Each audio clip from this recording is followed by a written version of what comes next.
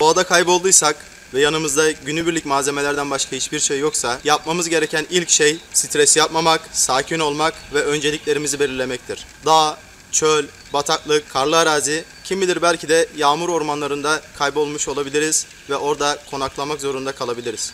Böyle bir durumda ilk önce coğrafi koşullara, çevre koşullarına ve iklime uygun olarak bir barınak yapmak, ardından ateş yakmak, su bulmak ve en sonunda da yemek bulmaktır. Çünkü insan 3-4 dakika nefessiz, 3-4 gün susuz ve 3 haftaya yakın da aç şekilde yaşayabilir. Ben normalde günübirlik gezilerimde kamp çaydanlığımı, baltamı, bıçağımı, mataramı, yağmurlu durumlarda ya da güneşli durumlarda kullandığım 9 metrekarelik bir tarpımı, brandamı, ilk yardım çantamı ve kuksa bardağımı hiçbir zaman yanımdan ayırmıyorum. Bununla birlikte gittiğim bölgeye göre çakmak ya da kibrit taşıyorum. Şimdi bölgeyi araştırmak ve barınak alanı bulmak için yola çıkıyorum. Yol üzerinde de ip olarak kullanmak için sarmaşık bulabilirsem onları kullanacağım. Bulamazsam kolumda her zaman taşıdığım parakort bilekliği kullanacağım. Şimdi çantamı doldurup yola çıkma vakti. Böyle bir durumda yapmamız gereken diğer bir şey de havanın kararmasına ne kadar süre kaldığını bilmek. Çünkü barınağı hazırlamak için hava kararına kadar birkaç saatimiz olabilir, kısa bir süremiz olur. O yüzden ilk önceliğimizi her zaman barınağa vermeliyiz. Şu an saat 4 civarı, sıcaklık 15 derece. Şu anda hava kapalı, büyük ihtimal yağmur gelecek. O yüzden elimi çabuk tutmalıyım.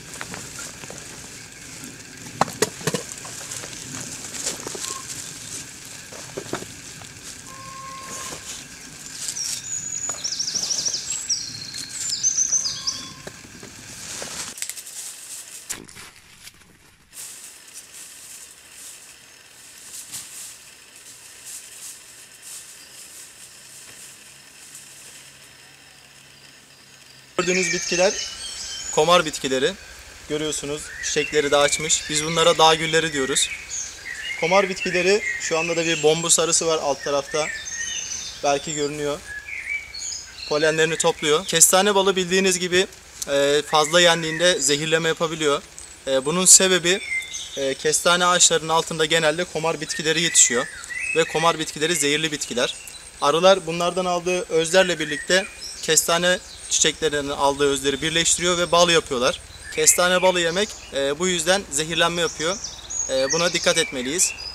Hemen yine arka tarafta ağacın gövdesinin üst kısmında yaklaşık 6-7 metre yukarısında görmüş olduğunuz büyük bir tümör oluşmuş. Bunlar aslında ağaçların kanserleri. Ağacın yaklaşık 6-7 metre yukarısında gelişmiş.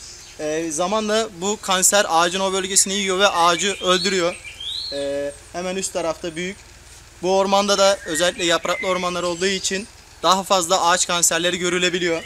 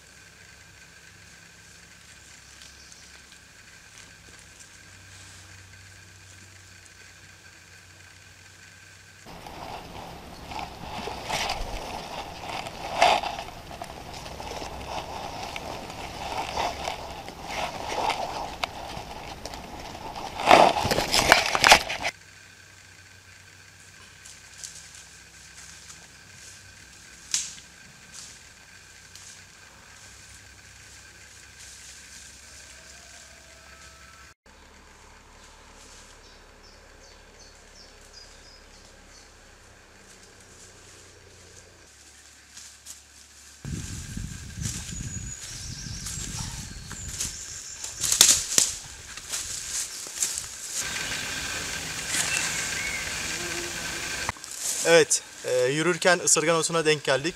Doğada her yerde ısırgana aslında rastlayabiliriz. Özellikle yerleşim yerlerine yakın. Isırgan otu özellikle Osmanlı zamanında Karadeniz bölgesi boyunca ekimi yapılmış ve ihraç edilmiş bir ürün. İçeriğindeki kimyasal madde sebebiyle dokunduğumuzda ciltte tahriş ve kaşınma yapmasına rağmen içinde bulunan demir ve C vitaminiyle aslında insan vücuduna müthiş faydaları olan bir bitki. Özellikle solunum, dolaşım ve sindirim sisteminde büyük faydaları var. Hepsini burada anlatmaya kalksak gerçekten uzun zaman alır. Otacılar tarafından Osmanlı döneminde kullanılan bitkiler. Evet, otacı şu anda aktar olarak isimlendirdiğimiz bitkilerden bitkisel ilaçlar yapan, macunlar yapan kişiler.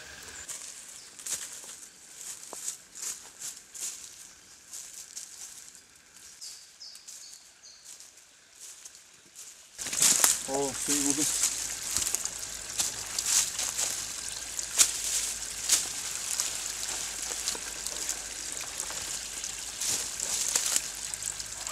Evet, temel malzemelerden yiyecek ve suyu hallettik. Sadece ateş ve barınak kaldı.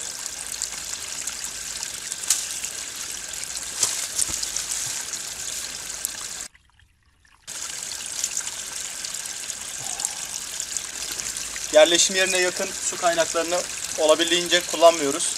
Çünkü yukarıdan kaynak kısmından herhangi bir kimyasal ya da bakteri karışmış olabilir.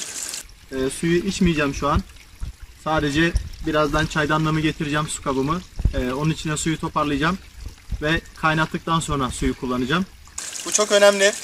El değmemiş bakir yerlerde suyu kullanabiliriz direkt kaynatmadan. Ama şehre yakın ya da kaynağının başında herhangi bir fabrika ya da bakteri oluşmasına sebep olacak bir hayvan ölüsü ya da diğer şeyler varsa suyu mutlaka kaynatıp da içmeliyiz, acele etmemeliyiz.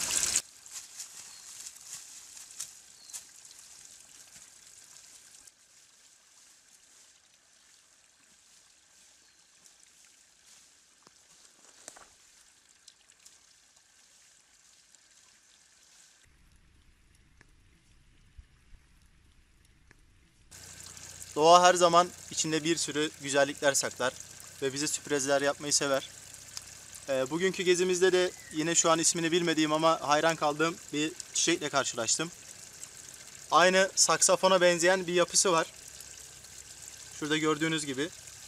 Ağız kısmından yana doğru eğilen, aynı bir saksafonu andıran bir yapıda. Şu iç kısımda büyük ihtimal yağmur yağdığında su birikiyor. Az önce bir tane burada sinek vardı. Bunun içinde geziyordu. İçeri girdi çıktı. Aynı böcek kapan bitkilere benziyor. Şu alt kısma baktığınızda şu kısma giren hayvan büyük ihtimal buradan çıkamıyor. Müthiş. Burası onlarla dolu. Yaprakların altında. Renk olarak harika. Ağız kısmında böyle küçük tüycükler var. İçeriye doğru devam eden tüycükler.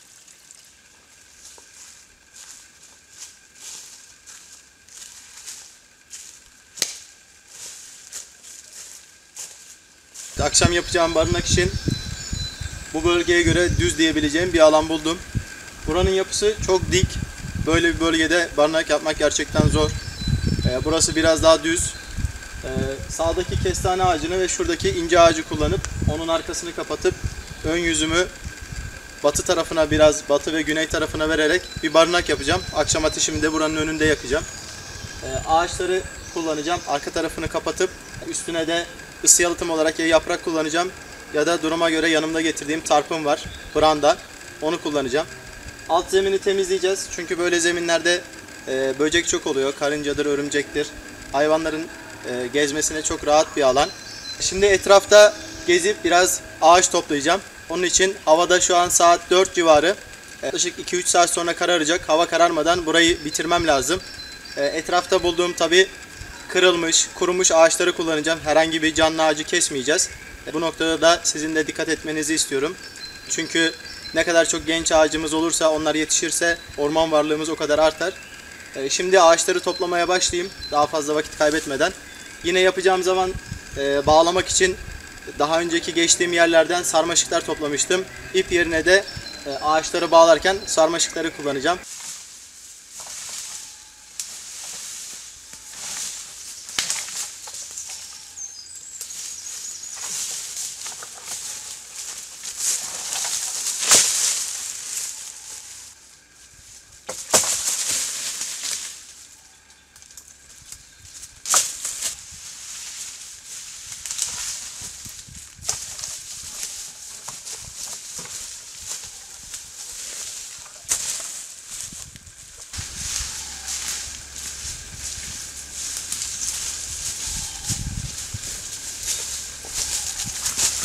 Evet, odunları topluyorum etraftan. Çok fazla kıştan sonra yıkılan ağaç var, kuru odun var. Ana direği buldum. Üst tarafa yapacağım ve bu tarafa koyacağım. Onun haricinde şimdi arka tarafına belirli bir eğim vermek için yine odunlardan yararlanacağım. Onun için de yaklaşık 2 metrelik, 2,5 metrelik odunlar buluyorum. Yine alt zemine de uygun küçükleri bulabilirsem yatağı biraz yerden yüksek yapacağım. Çünkü yağmur yağarsa yukarıdan gelen su yatağın altından geçsin ve beni ıslatmasın.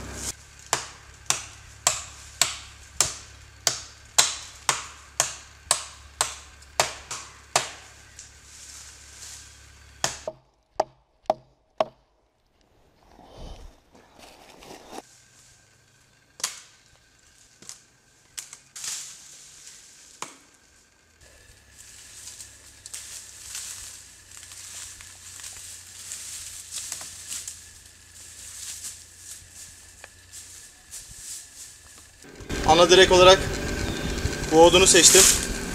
Yaklaşık 2 metrelik bir mesafede düz bir zemini var. Diğer kısmında hafif eğimli. Ağacın arkasına doğru bu eğimli kısımdan keserek onu oraya destekleyeceğim.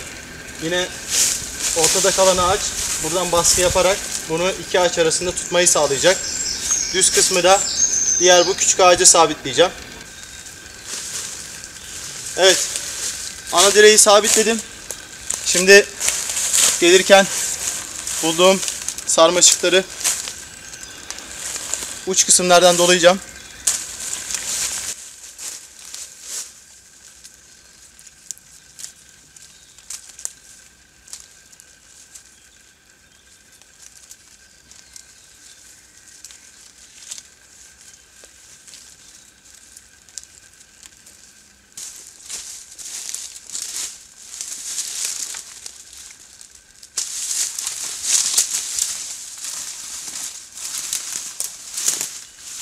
Her ne kadar hava sıcak da olsa şu an zemin bir iki gün önce yağan yağmurla birlikte ıslanmış durumda. O yüzden biraz odunlar ıslak. Yaprakları üstü kuru ama alt tarafları çok nemli. Biraz kuru yaprak kullanacağım. Biraz da etrafa bakacağım başka kuru otlar var mı diye. Bakalım gece bizi ne bekliyor.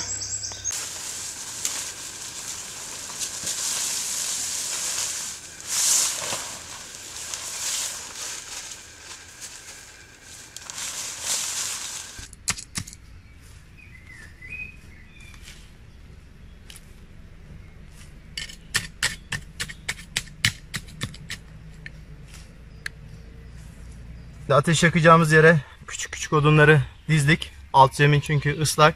Çalı çırpıyı. Burası bu odunlar. Alttan gelecek olan soğukluğu ve nemi ateşe vermeyecek bir süre. Ondan sonra ateş çoğaldıktan sonra burası yanacak. Evet. Biraz kuru bir şeyler bulduk. Bunlarla ateşi tutuşturacağım. Çok da fazla kuru bir şey yok etrafta. Şu bir kuş yuvasına benzer malzeme vardı. Sürtünme ile şu gördüğünüz odunun ara kısmındaki oyuktan uğraşacağım. Uç kısma közü toplayacağım. Ve ondan sonra direkt ateşin içine dökerek bulduğumuz bu kuru otların içine dökerek ateşi yakmaya çalışacağız. Biraz zaman alacak. Zorlayacak ama bakalım sonuç ne olacak. Bu gece ateşsiz kalmak istemiyorum. Haydi bismillah.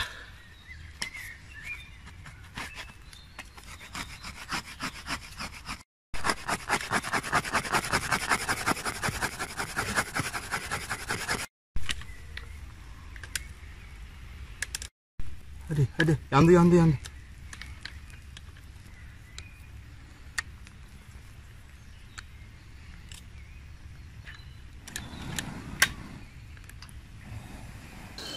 Şimdi ısıgan yapraklarını almaya ve su doldurmaya gidiyorum. Hava da hafiften karardı.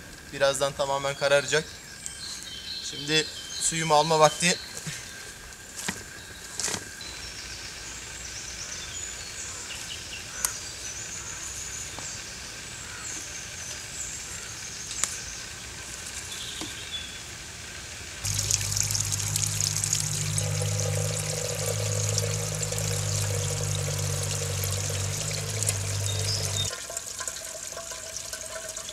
Çocukluğumuzda dedem bizi köyde gezmeye götürdüğünde ya da ava gittiğimizde akan suyun her zaman temiz olduğunu söylerdi. O zaman bakir ve derelerin, nehirlerin, dağların gerçekten temiz olduğu dönemlerdi. Hatta yanımızda hiç su taşımazdık. Nehire geldiğimizde akan nehirden direkt su içerdik. Hatırlıyorum 5-6 yaşımdayken kendi elleriyle bana dereden su içirmişti. Çaydanlığı oturtacak düz bir zemin yaptım. Şimdi direkt ateşimin üstüne çaydanlığımı oturtuyorum. Evet, rengi hafif yeşil.